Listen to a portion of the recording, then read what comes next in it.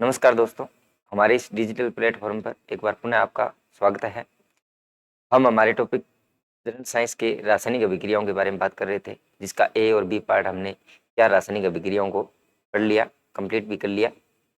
Next मास start कर रहे हैं और जितना मैटर हमने करवाया है वहाँ से अच्छे पर्सन आने के चांसेस हैं। तो उसमें आप बार बार उस वीडियो क्लिप को देखें और एक एक चीज़ को आसानी से समझेंगे। तो हम आज नए पार्ट 3 के साथ स्टार्ट करने जा रहे हैं रासायनिक अभिक्रियाओं के प्रकार में। और तीसरा जो हमारा पार्ट रहेगा वो रहेगा आपका उत्क्रमणीय एवं अनुत्क्रमणीय अभिक्रियाएं। ये भी अच्छी टॉपिक है, उत्क्रमणीय और अनुत्क्रमणीय अभिक्रियाएं। देखिए इसमें थोड़ा सा डिफरेंस हम पता कर लेते हैं, यानी थोड़ा सा अंतर पता कर लेते हैं। उत्क्रमणीय अभिक्रियाएं वो अभिक्रियाएं होती है जो दोनों दिशाओं में चलती है। दोनों दिशाओं में जो अभिक्रियाएं चलती हैं उन अभिक्रियाओं को हम कौन सी अभिक्रियाएं बोलते हैं? उत्क्रमणीय अभिक्रियाएं। जो केवल एक दिशीय होती है, जो केवल क्या होती है? एक दिशीय। एक दिशीय का मतलब ये हो गया कि केवल एक ही दिशा में जो अभिक्रिया हमारी चलती है उस अभिक्रिया को हम बोलते हैं अनुत्क्रमणीय अभिक्रिया। ऐसी अभिक्रियाएं जो दोनों ही दिशाओं में होती है उनको हम उत्क्रमणीय अभिक्रिया बोलते हैं। इसका मतलब ये होता है कि हमारा जो रिएक्टेंट यानी जो क्रियाकारक है वो किस में बदल जाता है? प्रोडक्ट यानी कि उत्पाद में बदल जाता है, और उत्पाद पुनः किस में बदल जाता है? रिएक्टेंट में बदल जाता है। यानी जो क्रिया करने वाले क्रियाकारक आते हैं, अभिक्रिया करने के बाद हमें क्या प्राप्त होता है? उत्पाद प्राप्त होता है, और उत्पाद से पुनः हम क्या प्राप्त कर सकते हैं? क्रियाकारक यानी अभिकारक प्राप्त कर सकते हैं। ऐसी अभिक्रियाओं को हम बोलते हैं उत्क्रमणीय अभिक्रियाएं। जबकि रिएक्टेंट से एक बार प्रोडक्ट बनने के बाद प्रोडक्ट से पुनः रिएक्टेंट हम प्राप्त नहीं कर सकते। तो ऐसी अभिक्रियाओं को हम क्या कहते हैं? ऐसी अभिक्रियाओं को हम अनुत्क्रमणीय अभिक्रियाएं कहते हैं। यानी कि केवल दिशा का अपन देखें कि एक दिशा और दो दिशा की हमने बात की थी, केवल एक दिशा में चल रही है, इसलिए अनुत्क्रमणीय अभिक्रियाएं जो दोनों दिशाओं में संपन्न होती है वैसी अभिक्रियाओं को हम बोलते हैं उत्क्रमणीय अभिक्रिया। इसका मतलब ये हुआ जैसे A प्लस में B और C प्लस में D। यानी इसका तात्पर्य ये है कि अभिक्रिया है वो दोनों दिशाओं में संपन्न हो रही है। दूसरी चीज यदि हम यहाँ पे देखें A प्लस में B और अभिक्रिया होने के बाद C प्लस में D हमें प्राप्त हो गया, यानी कि क्रियाकारक से हमें उत्पाद प्राप्त हो गया। तो ऐसी अभिक्रियाओं को हम वापस C और D से A B प्राप्त नहीं कर सकते, जबकि यहाँ A B का मतलब है कि हम इनको पुनः प्राप्त कर सकते हैं। तो उत्क्रमणीय और अनुत्क्रमणीय अभिक्रियाओं से काफी बार प्रश्न पूछे जा सकते हैं। तो नेक्स्ट हम देखना इसके एग्जाम्पल की यदि हम बात करें, ध्यान करना, जैसे हम उत्क्रमणीय अभिक्रियाओं की बात करते हैं, एग्जाम्पल यदि हम आपको एग्जाम्पल की बात करें उत्क्रमणीय अभिक्रिया,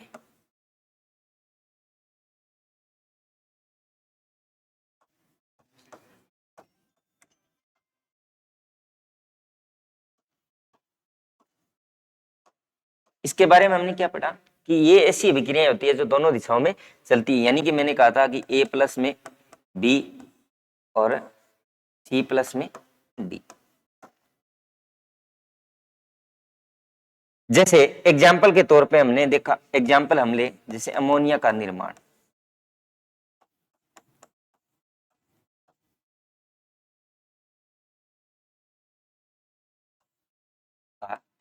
निर्माण, ध्यान करना, हम बात कर रहे थे अमोनिया का निर्माण। अमोनिया का निर्माण कैसे होता है? देखिए एग्जाम्पल के तौर पे मैं कहूं कि N2 प्लस में 3H2 और 2NH3,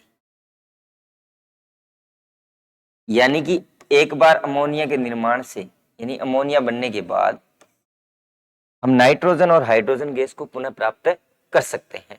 यानी कि नाइट्रोजन हाइड्रोजन गैस के संयोग से किसका निर्माण होता है? अमोनिया का।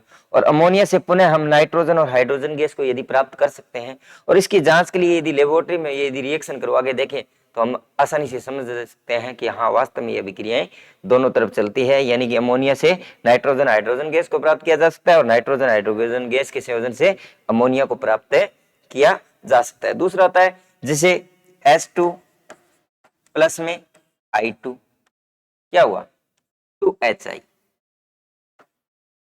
हाइड्रोजन आयोडाइड का निर्माण, यानी हाइड्रोजन और आयोडीन की परस्पर अभिक्रिया करा देने से हमें क्या प्राप्त हुआ कि हाइड्रोजन आयोडाइड का निर्माण हुआ। तो ये अभिक्रिया भी क्या होती है दोनों दिशाओं में संपन्न होती है। बहुत सारे ऐसे एग्जाम्पल आपको देखने को मिल जाएगी, जैसे एक एग्जाम्पल आपका आता है कैल्शियम कार्बोनेट CaCO3 का जब हम उष्मीय वियोजन कराते हैं, क्या करवाते हैं उष्मीय वियोजन, तो ये भी दोनों दिशाओं में चलता है। कैसे CaO प्लस में क्या बनती है हमारी CO2 गैस, यानी कैल्शियम ऑक्साइड बिना बुझा हुआ चूना और कार्बन डाइऑक्साइड गैस प्राप्त होती है।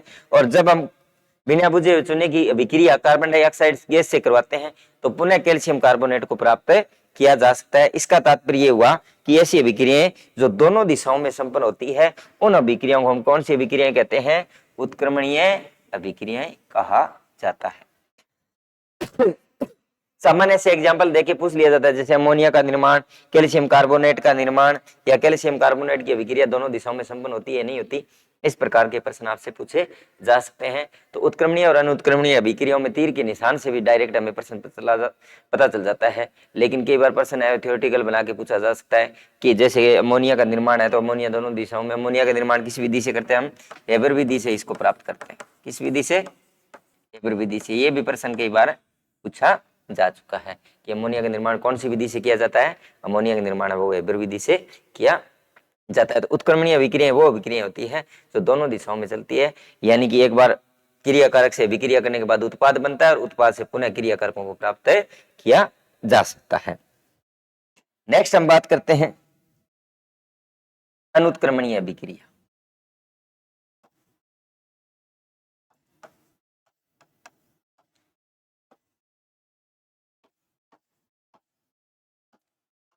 अनुत्क्रमणीय अभिक्रिया का मतलब ये हुआ कि जब दो या दो से अधिक क्रियाकारक क्रिया करने के पश्चात जब उत्पाद हमारा प्राप्त हो जाता है तो उस उत्पाद को पुनः क्रियाकारकों में नहीं बदल सकते, यानी कि रिएक्टेंट परस्पर रिएक्टेंट की क्रिया होने के बाद प्रोडक्ट बन जाता है, उस प्रोडक्ट को हम वापस रिएक्टेंट में यानी क्रियाकारकों में चेंज नहीं कर सकते। ऐसी अभिक्रिया को हम बोलते हैं अनुत्क्रमणीय अभिक्रियाएं जो केवल एक ही दिशा में चलती है। इसका तात्पर्य यही हुआ था, हमने पढ़ा था कि A प्लस में B की क्रिया करवाने के बाद इससे C प्लस में D बन रहा है तो वापस C और D से हम A और B प्राप्त नहीं कर सकते। इसका एग्जाम्पल के तौर पे हम देखें, जैसे एग्जाम्पल हम ले रहे हैं, एग्जाम्पल अगर आप देखो तो कोयले का दहन, इसका कोयले का दहन, और दहन वाली अधिकतर जितनी भी अभिक्रिया है वो क्या सी होती है अनुत्क्रमणीय अभिक्रिया होती है। कोयले का मतलब हो गया कार्बन और दहन का मतलब हो गया ऑक्सीजन गैस, यानी CO2 कार्बन डाइऑक्साइड गैस का बनना। हम कार्बन डाइऑक्साइड गैस से पुनः कार्बन और ऑक्सीजन को प्राप्त नहीं कर सकते। इसका तात्पर्य ये हुआ कि ऐसी अभिक्रियाएं जो केवल एक ही दिशा में संपन्न होती है उन अभिक्रियाओं को हम क्या कहते हैं अनुत्क्रमणीय अभिक्रियाएं। जैसे 2Mg और O2 2MgO, यानी कि कई बार ये आता है कि मैग्नीशियम के फीते को जलाने पर क्या मैग्नीशियम के फीते को जलने के बाद हम उसको पुनः मैग्नीशियम और ऑक्सीजन में परिवर्तित कर सकते हैं, तो कभी भी संभव नहीं। यानी मैग्नीशियम के फीते के जलने के बाद एक नई रासायनिक अभिक्रिया यानी नया उत्पाद बनने के बाद उस उत्पाद को पुनः हम क्रियाकारकों में बदल नहीं कर सकते। इस अभिक्रिया को भी हम क्या बोलते हैं अनुत्क्रमणीय अभिक्रियाएं कहते हैं। जैसे एग्जाम्पल के तौर पर और ले हम एक दो एग्जाम्पल और देखें, जैसे सोडियम हाइड्रोक्साइड NaOH प्लस में हमने किसकी क्रिया करवा दी हाइड्रोक्लोरिक अम्ल की क्रिया करवा दी, क्या बनेगा सोडियम क्लोराइड प्लस में जल। तो इससे भी हम सोडियम क्लोराइड और जल की प्राप्ति होने के बाद पुनः इसको सोडियम हाइड्रोक्साइड और हाइड्रोक्लोरिक अम्ल में नहीं बदल सकते। ऐसी अभिक्रियाएं क्या कहलाती है हमारी अनुत्क्रमणीय अभिक्रियाएं कहलाती है। तो उत्क्रमणीय अभिक्रियाएं और अनुत्क्रमणीय अभिक्रियाएं दोनों ही अभिक्रियाएं अच्छी है, दोनों को मेरे एक एक पर्सन एग्जाम्पल, दो दो चार चार, आप बहुत सारे ऐसे एग्जाम्पल आपको देखने को मिल जाएंगे और थ्योरेटिकल पर्सन बनने के भी यहाँ चांसेस रहते हैं। तो हमें ध्यान ये होना चाहिए, एक ही पॉइंट पे ध्यान रखना है कि ऐसी अभिक्रिया जो दोनों दिशाओं में, जैसे प्रश्न आ जाए कि उत्क्रमणीय अभिक्रिया के लिए सत्य कथन है या असत्य कथन है, तो ऐसे आ जाता है कि ऐसी अभिक्रिया जो दोनों दिशाओं में चलती है, ऐसी अभिक्रिया जो केवल एक दिशा में चलती है, ऐसी अभिक्रियाएं जिनको पुनः प्राप्त किया जा सकता है, ऐसी अभिक्रियाएं जिनमें क्रिया करके उत्पाद बनाते हैं और उत्पाद से पुनः क्रिया कारकों को प्राप्त किया जा सकता है, यानी थ्योरिकल पर्सन बनने के चांसेस ज्यादा रहते हैं। ये सीधा एग्जाम्पल देके तो पूछा नहीं जा सकता, क्योंकि एग्जाम्पल देगा तो उसको ये निशान देने पड़ते हैं। इस तरह का चिन्ह अगर हमें दिख गया, इसका मतलब दोनों दिशाओं में चलिए, इसका मतलब सीधी सी बात है उत्क्रमणीय अभिक्रिया है। अगर चिन्ह एक केवल तीर का निशान है, इसका मतलब अभिक्रिया कौन सी है, अनुत्क्रमणीय अभिक्रिया है। इसलिए यहाँ से ज्यादातर ऐसे एग्जाम्पल नहीं देखकर कैसे पूछे जाते हैं, थ्योरेटिकल पर्सन यहाँ से आने के चांसेस आपके ज्यादा रहते हैं, थ्योरी टाइप के प्रश्न है वो ज्यादा पूछे जाते हैं। तो ये बात होगी उत्क्रमणीय और अनुत्क्रमणीय अभिक्रियाओं का डिफरेंस हो गया, और इसके बारे में हमने एक एक दो दो चार चार एग्जाम्पल भी कर लिए। नेक्स्ट देखिएगा, नेक्स्ट हमारी अभिक्रिया आती है, अगर नेक्स्ट बात करें, ये भी इंपॉर्टेंट अभिक्रिया है, वो हमारी आती है उष्मा शोषी एवं उष्मा क्षेपीय अभिक्रियाएं। ये भी बहुत इंपॉर्टेंट है, यहां से काफी अच्छे सुंदर क्वेश्चन पूछे जाते हैं। उष्मा शोषी अभिक्रियाएं, उष्मा क्षेपीय अभिक्रियाएं, यानी वे रासायनिक अभिक्रियाएं जिसमें उष्मा का अवशोषण होता है, उष्मा का क्या होता है, अवशोषण होता है या उष्मा को ग्रहण किया जाता है, वैसी रासायनिक अभिक्रियाओं को हम क्या बोलते हैं, उष्मा शोषी अभिक्रियाएं। और वे रासायनिक अभिक्रियाएं जिनमें उष्मा का उत्सर्जन होता है या उष्मा निकलती है, उस अभिक्रियाओं को हम क्या बोलते हैं, उष्मा क्षेपी अभिक्रियाएं। तो इसका डिफरेंस के अगर तौर पे देखें तो यहाँ पर तो उष्मा या ऊर्जा का क्या होगा,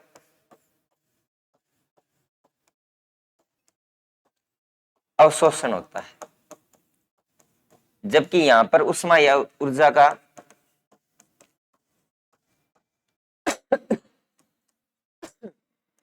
उत्सर्जन होता है। इसका तात्पर्य ये हुआ कि उष्मा या ऊर्जा है वो क्या करते हैं, ग्रहण की जाती है, जबकि इसमें उष्मा या ऊर्जा का क्या किया जाता है, त्याग या बाहर निकलना। यानी उत्सर्जन का मतलब होता है बाहर निकलना, यहाँ उष्मा को ग्रहण किया जाता है, यहाँ उष्मा का त्याग किया जाता है। यानी ऐसी अभिक्रियाएं जिसमें उष्मा क्या है कि अभिक्रिया को संपन्न कराने के लिए हमें उष्मा को देना पड़ता है, यानी उष्मा हमें देनी पड़ती है। तो ऐसी अभिक्रियाओं को हम क्या बोलते हैं, उष्मा शोषी अभिक्रियाएं। और ऐसी अभिक्रियाएं जिससे हमें उष्मा प्राप्त होती है, उन अभिक्रियाओं को हम क्या कहते हैं, उष्मा क्षेपी अभिक्रियाएं।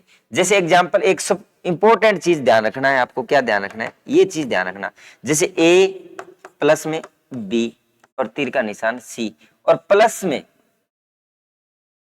यदि माइनस डेल्टा ई, यानी कि इसका तात्पर्य हुआ, ये जो डेल्टा ई है यानी इसका मतलब है, माइनस का चिन्ह आपको दिखाई दे रहा है, इसका मतलब उष्मा दी जा रही है, उष्मा या ऊर्जा दी जा रही है। जबकि यहां ध्यान करना, ए प्लस में बी और सी प्लस में डेल्टा ई हो रहा है, इसका तात्पर्य ये है कि यहां उष्मा या ऊर्जा दी जा रही है। और उधर देखेंगे प्लस का चिन्ह आता है, इसका मतलब है उष्मा प्राप्त हो रही है। माइनस का चिन्ह जहां भी दिखाई दे, ये माइनस का चिन्ह दिखाई दे जाएगा अभिक्रिया में। जैसे कोई एग्जाम्पल देके देखेगा कि माइनस ऊर्जा और इसका मात्रक किलो कैलोरी में आपको देखने को मिलेगा। डेल्टा ई का मान किस में मिलेगा, किलो कैलोरी में, या कैलोरी पर जूल के अंदर आपको मात्रक इसका दिया मिल जाएगा। तो सबसे इंपॉर्टेंट क्या है कि एक तो उष्मा का क्या होता है, अवशोषण होगा, दूसरा उष्मा जब ग्रहण की जाती है यानी उष्मा किसी चीज को दे रहे हैं, तो इसका तात्पर्य यही हुआ कि ये अभिक्रिया कौन सी होगी, उष्मा शोषी अभिक्रियाएं होगी। और ऐसी अभिक्रियाएं जहां से उष्मा का उत्सर्जन होगा, उष्मा बाहर निकलती हुई दिखाई दे रही है, या उष्मा का त्याग किया जा रहा है, या प्लस के अंदर डेल्टा ई यानी कि प्लस के अंदर ऊर्जा का मान आ रहा है, जैसे 130 किलो कैलोरी, 150 किलो कैलोरी, 160 या 260, 800, कितने भी प्लस में लिखा हुआ मिले, इसका तात्पर्य सीधा से ये है कि अभिक्रिया कौन सी होगी, उष्मा क्षेपी। और यदि आपको माइनस में चिन्ह या माइनस में -130 kilo calorie, -25 kilo calorie, -50 kilo calorie, ऐसे प्रकार का एग्जाम्पल आपको दिया जा रहा है, इसका तात्पर्य ये हुआ कि ये अभिक्रिया कौन सी होगी, आपकी उष्मा शोषी अभिक्रिया होगी। और इसका बहुत इंपॉर्टेंट पार्ट ये होता है, जैसे हम उष्मा शोषी की बात करते हैं, उष्मा शोषी की यदि बात करते हैं, उष्मा शोषी की देखिए, जैसे एग्जाम्पल के तौर पे भोजन का पाचन, भोजन का पाचन, जब भोजन का पाचन होता है, भोजन के रूप में हम किसको ग्रहण करते हैं, ग्लूकोज को, किसको ग्रहण करते हैं, ग्लूकोज को, C6H12O6। और हमें क्या आवश्यकता होती है, ऑक्सीजन की आवश्यकता होती है, और ऑक्सीजन की उपस्थिति में इस ग्लूकोज का क्या होता है, विखंडन होता है, और हमें ऑक्सीजन की विखंडन होने से कार्बन डाइऑक्साइड और प्लस में हमें ऊर्जा प्राप्त होती है। इसका मतलब सीधा सा है कि हमें ऊर्जा दी जाती है। तो बहुत सारी बार ऐसे पाचन का प्रश्न पूछा जाता है, अधिकतर वियोजन अभिक्रियाएं, अधिकतर वियोजन अभिक्रियाएं हैं वो भी किस में वियोजित होती है, इसका मतलब हमें उसको उष्मा देनी पड़ती है। यानी कम क्रियाशील पदार्थ अधिक क्रियाशील पदार्थ है, वो कम क्रियाशील पदार्थ को उसके स्थान से हटाता है, तो उष्मा को ग्रहण करता है और हमें उष्मा देनी पड़ती है। एग्जाम्पल, और एग्जाम्पल के तौर पे देखने, जैसे बर्फ का पिघलना, बर्फ का पिघलना, बर्फ पिघलती है तो पिघलाने के लिए हमें क्या देना पड़ता है, उसको ताप देना पड़ता है। और ताप देने का तात्पर्य हुआ कि वो उष्मा या ऊर्जा को क्या करती है, ग्रहण करती है, और बर्फ का क्या होता है, विघटन होता है, और धीरे धीरे जल को या वाष्प के रूप में हम बर्फ को अलग कर देते हैं, यानी बर्फ पिघलना प्रारंभ कर देती है, यानी ताप देना पड़ता है, और ताप देने के कारण उष्मा ग्रहण करती है। और एग्जाम्पल की अगर हम बात करें, जैसे ये आपके एग्जाम्पल आता है, जैसे N2 नाइट्रिक ऑक्साइड का निर्माण, जैसे ध्यान करना एग्जाम्पल, N2 प्लस में O2 और 2NO, नाइट्रिक ऑक्साइड का निर्माण होता है। तो इसमें हमें क्या है कि -43.2 किलो कैलोरी ऊर्जा देनी पड़ती है। इस अभिक्रिया को संपन्न कराने के लिए, नाइट्रिक ऑक्साइड के निर्माण के लिए हमें उष्मा या ऊर्जा देनी पड़ती है। इसका तात्पर्य हुआ कि ये अभिक्रिया क्या कहलाती है, हमारी उष्मा शोषी अभिक्रिया कहलाती है।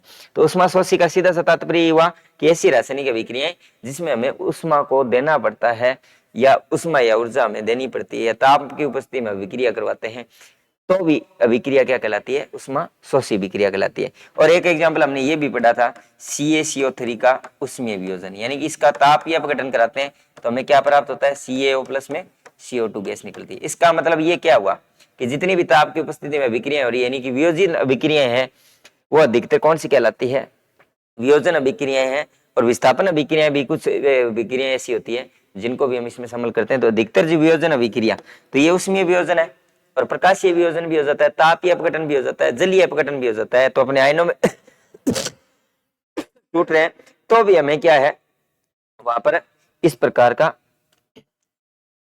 देखने को मिलेगा। तो पाचन का एग्जाम्पल कई बार पूछा जा सकता है कि भोजन का पाचन है या किसी भी प्रकार पाचन हो रहा है, तो इसका मतलब सीधा सा है, ये ध्यान रखना है कि कौन सी अभिक्रिया होगी, आपकी उष्मा शोषी अभिक्रिया होगी। तो उष्मा शोषी अभिक्रिया का तात्पर्य ये हुआ कि वैसी अभिक्रियाएं जिसमें हमें ऊर्जा देनी पड़ती है, उष्मा देनी पड़े, वो अभिक्रिया आपकी क्या कहलाती है, उष्मा शोषी अभिक्रिया कहलाती है। और सभी मित्रों, अगर आप पशु परिचर की तैयारी कर रहे हो तो सामान्य पहला पार्ट, हम सामान्य विज्ञान वगैरह सारे हम हमारे यहाँ चैनल पर उपलब्ध है ही। इसके साथ साथ हमने बी पार्ट भी स्टार्ट कर दिया है। तो बी पार्ट की टेस्ट सीरीज के साथ साथ बी पार्ट का पूरा सिलेबस आपको ऑन रिकॉर्ड क्लासे बिल्कुल नामात्र 399 रुपए में क्लासे हमारी उपलब्ध है। तो आप प्ले स्टोर पर जाकर हमारे real study channel download application को डाउनलोड कर लीजिएगा, और सारी चीजें, और एक इसके साथ साथ ध्यान करना, ये पूरा का पूरा कोर्स आपके लिए 1 साल तक फ्री रहेगा, मात्र 399 में, और पूरे साल तक आपको सारी टेस्ट सीरीज वगैरह पूरा कोर्स आपको उपलब्ध कराया जाएगा। तो आप जल्द से जल्द प्ले स्टोर पर जाकर रियल स्टडी चैनल को डाउनलोड कर लीजिए, और हमारे लिंक को जाकर डाउनलोड करें, और आपको सारी सुविधाएं हैं वो इस लिंक पर उपलब्ध हो जाएगी।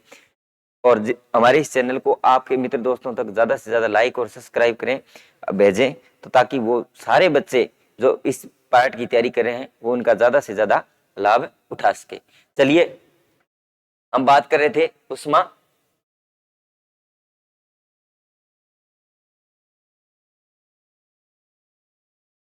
शोषी अभिक्रिया हमारी होगी थी, ये होगी उष्मा शोषी अभिक्रिया। नेक्स्ट है उष्मा क्षेपी। उष्मा क्षेपी अभिक्रिया, उष्मा क्षेपी अभिक्रिया।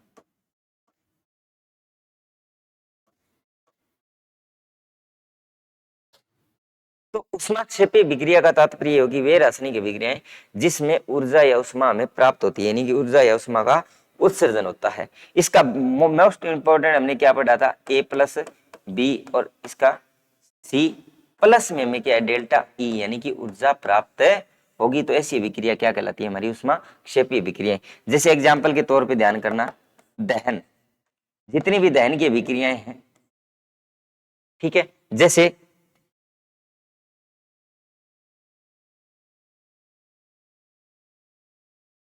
कोयले का दहन, यहां से बहुत शानदार प्रश्न पूछ जाते हैं। प्राकृतिक गैसों का दहन,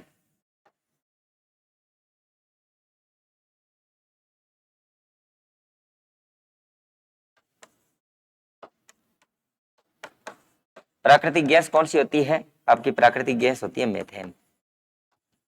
कौन सी होती है, मेथेन। जैसे लकड़ी का जलना,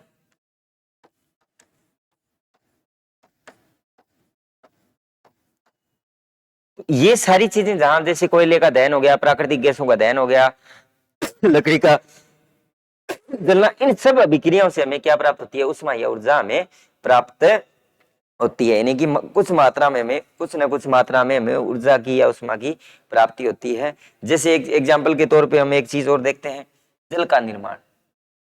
ध्यान करना, किसका निर्माण, H2O का निर्माण। जल के निर्माण में भी हमें ऊर्जा या उष्मा है वो प्राप्त होती है। देखिए जैसे 2H2 प्लस में O2, 2H2O, और प्लस में हमें क्या है, कुछ मात्रा में kilo calorie plus 136 kilo calorie ऊर्जा हमें प्राप्त होती है। कितनी, जैसे ही हम जल, हाइड्रोजन गैस और ऑक्सीजन गैस के संयोजन से जल का निर्माण करते हैं, तो जल के निर्माण में हमें ऊर्जा प्राप्त होती है, यानी उष्मा या ऊर्जा हमें प्राप्त होती है। इसके अलावा ध्यान करना, एक बहुत इंपॉर्टेंट एग्जाम्पल के बार प्रश्न भी पूछा जाता है, जैसे श्वसन का, इसका श्वसन, श्वसन प्रक्रम भी एक प्रकार का क्या है, उष्माक्षेपी प्रक्रम होता है। श्वसन भी एक प्रकार का क्या है, उष्माक्षेपी प्रक्रम होता है। देखिए श्वसन के प्रक्रम में क्या होता है, C6H12O6 का हम क्या करवाते हैं, दहन करवाते हैं, यानी ग्लूकोज का दहन करवाते हैं, तो हमें क्या प्राप्त होती है, 6CO2 प्लस में 6H2O, और प्लस में हमें क्या प्राप्त होती है, ऊर्जा या उष्मा प्राप्त होती है। तो काफी बार ये प्रश्न बहुत इंपॉर्टेंट है, मोस्ट IMP है, ये पूछा जाता है कि श्वसन एक प्रक्रम होता है, उष्मा शोषी प्रक्रम, उष्माक्षेपी प्रक्रम, और तीसरा ऑप्शन ये दे दिया जाएगा कि उष्माक्षेपी और उष्माशोषी दोनों और दोनों ही नहीं। तो श्वसन का बहुत बार ये प्रश्न आ चुका है। इसके अलावा एक एग्जाम्पल आपका बहुत इंपॉर्टेंट बनता है, वर्मी कंपोस्ट का बनना। वर्मी कंपोस्ट का बनना, ये भी कौन सा प्रक्रम होता है आपका, उष्माक्षेपी। जैसे फल या सब्जियों का सड़ना या गलना, एग्जाम्पल के तौर पे ये दे दिया जाता है, फल या सब्जियों का सड़ना या गलना, ये भी कौन सा होता है, इससे भी हमें उष्मा या ऊर्जा प्राप्त होती है। ये प्रक्रम भी कौन सा कहलाता है, आपका उष्माक्षेपी प्रक्रम कहलाता है। अपघटन, अपघटनीय अभिक्रियाएं होती है, जिनका अपघटन होता है वो अपघटनीय अभिक्रियाएं किसमें आती है, आपके उष्माक्षेपी अभिक्रियाओं के अंदर सम्मिलित होती है। लकड़ी का जलना, कोयले का जलना, बहुत सारे हमने एग्जाम्पल पढ़ लिए। तो उष्माक्षेपी और उष्माशोषी दोनों ही अभिक्रियाओं से काफी प्रश्न आपके रिपीट होते रहते हैं, काफी प्रश्न आते हैं। तो ऐसे इस प्रकार के और भी एग्जाम्पल आप अपने नोटबुक में लिखें, और जो भी पुराने पेपर में या पुरानी जो एग्जाम हुए हैं वहां से इन टॉपिकों से किस प्रकार के प्रश्न आए हैं एक बार आप जरूर देखें। आपको यहाँ से बहुत सारी चीजें और बहुत सारे प्रश्नों के आंसर आपको मिलेंगे। तो अच्छे से एक एक पार्ट को हम करवा रहे हैं, एक एक पार्ट को आसानी से समझें। उष्माक्षेपी और उष्माशोषी अभिक्रियाओं से आप कोई भी किसी भी एग्जाम को, चाहे पशु परिचर की बात नहीं, हमारे राजस्थान के हो, चाहे आपके हरियाणा के हो, पंजाब के हो, सामान्य विज्ञान के अंदर इस टॉपिक से काफी बार प्रश्न पूछे जाते हैं। तो हमारे रासायनिक अभिक्रियाओं का यह पाठ चल रहा था। इसके अलावा कुछ ऐसी रासायनिक अभिक्रियाएं और होती है जैसे हम बात करते हैं। एक आपकी रासायनिक अभिक्रिया होती है उदासीनीकरण अभिक्रिया।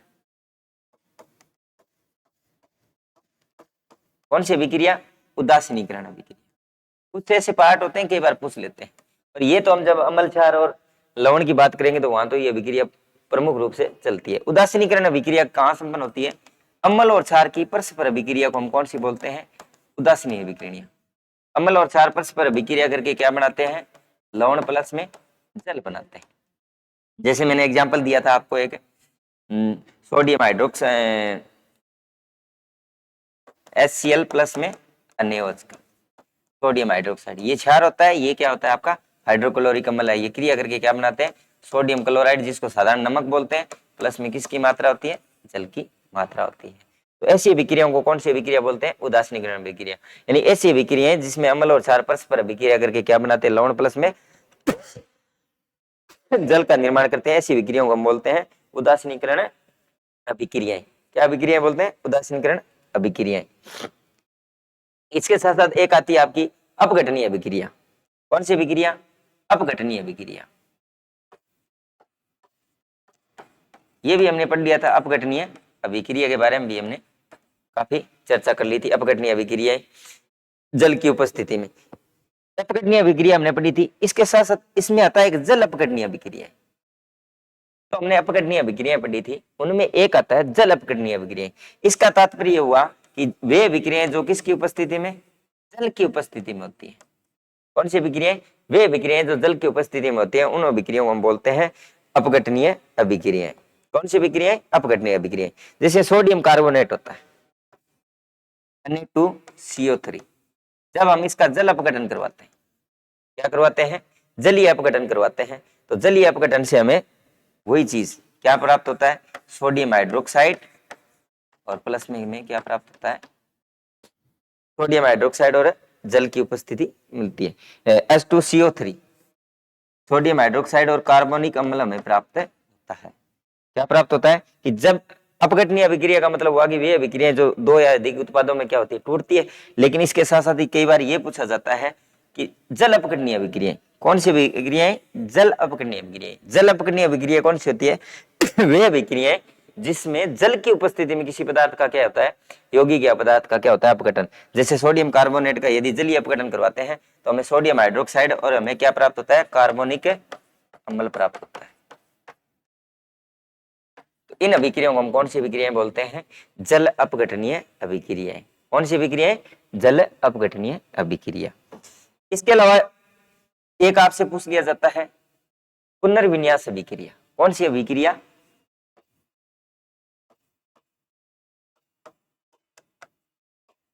पुनर्विन्यास अभिक्रिया।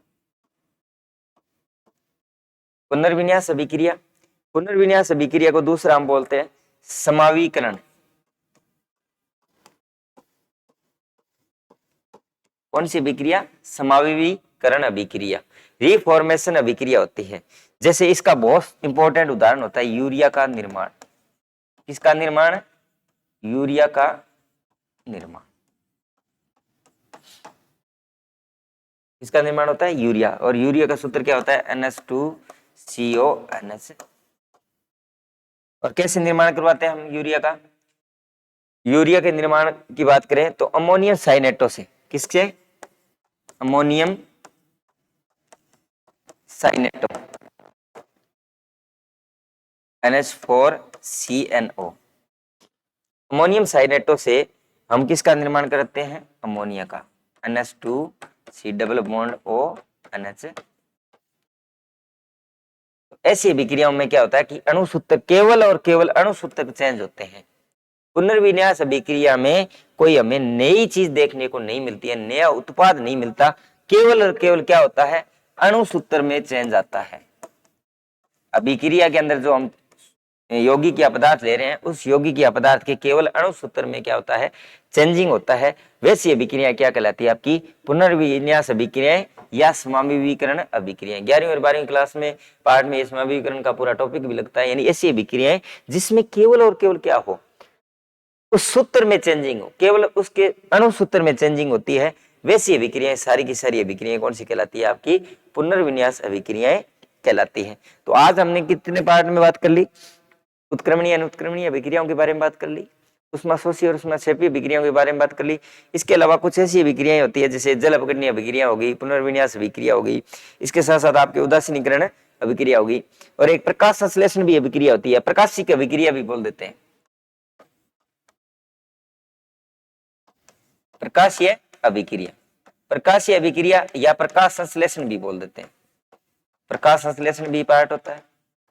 पौधे अपने भोजन के निर्माण में किसका प्रयोग करते हैं? प्रकाश, यानी प्रकाश की उपस्थिति में जो अभिक्रिया होती है, यानी सूर्य के प्रकाश की उपस्थिति में जो अभिक्रिया हो रही है, उन अभिक्रियाओं को हम बोलते हैं प्रकाश संश्लेषण अभिक्रियाएं। तो ये सारी की सारी अभिक्रियाएं हमारे लिए बहुत इंपॉर्टेंट है, यहाँ से प्रश्न अच्छे प्रश्न उठते हैं। और एक एक चीज, एक एक एग्जाम्पल आप ध्यान करना। ये हमने जो बात की थी पुनर्विन्यास अभिक्रिया की, देखिए केवल अमोनियम साइनेटों की बात नहीं, जब आपको इस तरह की चीजें दिखाई दे कि जब केवल और केवल अणुसूत्र में ही परिवर्तन होता हुआ दिखाई दे, यानी दोनों साइड के, यानी प्रोडक्ट, रिएक्टेंट और प्रोडक्ट के सूत्र में ही केवल चेंजिंग आए, वो अभिक्रिया आपकी कहलाती है पुनर्विन्यास अभिक्रिया। और यहाँ से प्रश्न पूछा जा सकता है, एक समीकरण बना के दे दी जाएगी, नीचे पूछ लिया जाएगा निम्नलिखित समीकरण के लिए कौन सी अभिक्रिया की है, निम्नलिखित समीकरण कौन सी अभिक्रिया की, ऑप्शन दे देगा उष्माशोषी अभिक्रिया, उष्माक्षेपी अभिक्रिया, पुनर्विन्यास अभिक्रिया, जल अपघटनीय अभिक्रिया। इस तरह से आपको प्रश्न पूछा जा सकता है कि कौन सी अभिक्रिया सत्य है, असत्य कर्षण है, इसे भी प्रश्न बना के पूछे जा सकते हैं। ज्यादातर इन अभिक्रियाओं की अगर बात करें हम प्रश्न आने की, तो वो प्रश्न आते हैं थ्योरिकल प्रश्न, और थ्योरिकल प्रश्न हमेशा ही कठिन होते हैं कि चार में से हमें या तो एक सत्य चुनना होता है या हमें असत्य चुनना होता है। इसका मतलब तीन बातें सत्य होगी, एक बात गलत होगी, और कई बार सत्य दे दी जाती है, इसका मतलब तीन बातें गलत है और एक बात है वो सही है। यानी कि जो थ्योरी टाइप के प्रश्न लिखे होंगे, ABCD चार जो ऑप्शन होते हैं, उन ऑप्शनों में से कोई तीन ऑप्शन गलत है, एक सही है, तो वैसे प्रश्न यहाँ से सबसे ज्यादा बनने के चांसेस रहते हैं। तो अभिक्रियाओं में से हर बार प्रश्न पूछा जाता है, चाहे आप किसी भी एग्जाम की तैयारी कर रहे हो, केवल हम पशु परिचर की ही बात नहीं कर रहे, आप किसी भी प्रकार के एग्जाम की तैयारी कर रहे हो, चाहे आपका साइंस से कोई व्यक्ति सीटेट की तैयारी कर रहा हो, चाहे साइंस से LDC वगैरह किसी भी तैयारी कर रहे हो, तो इन सब में ये टॉपिक आपके जनरल साइंस का टॉपिक लगता है, और यहाँ से हर बार प्रश्न आने के चांसेस रहते हैं। तो रासायनिक अभिक्रियाओं के लगभग हम अंतिम पड़ाव पर चल रहे हैं, और नेक्स्ट हम क्लास के अंदर इसका सबसे इंपॉर्टेंट पार्ट ऑक्सीकरण और अपचयन, सबसे ज्यादा प्रश्न पूछे जाने वाला पार्ट, सबसे अधिक प्रश्न हर बार कोई भी एग्जाम हो, कहीं किसी भी एग्जाम में आपको वहां से प्रश्न देखने को मिलेगी। और नेक्स्ट क्लास हमारी सबसे इंपॉर्टेंट क्लास रहेगी। पूरी एक क्लास के अंदर हम उसके बारे में पूरा एक एक चीजों के साथ वर्णन करेंगे। ऑक्सीकरण और अपचयन अभिक्रिया अगर एक बार आपने ढंग से पढ़ ली, तो आपका कभी भी कोई प्रश्न गलत होने के चांसेस नहीं रहेंगे। तो नेक्स्ट वीडियो में हम अंतिम पार्ट इस रासायनिक अभिक्रियाओं का लेके आ रहे हैं, ऑक्सीकरण और अपचयन अभिक्रिया। Thank you, next watch.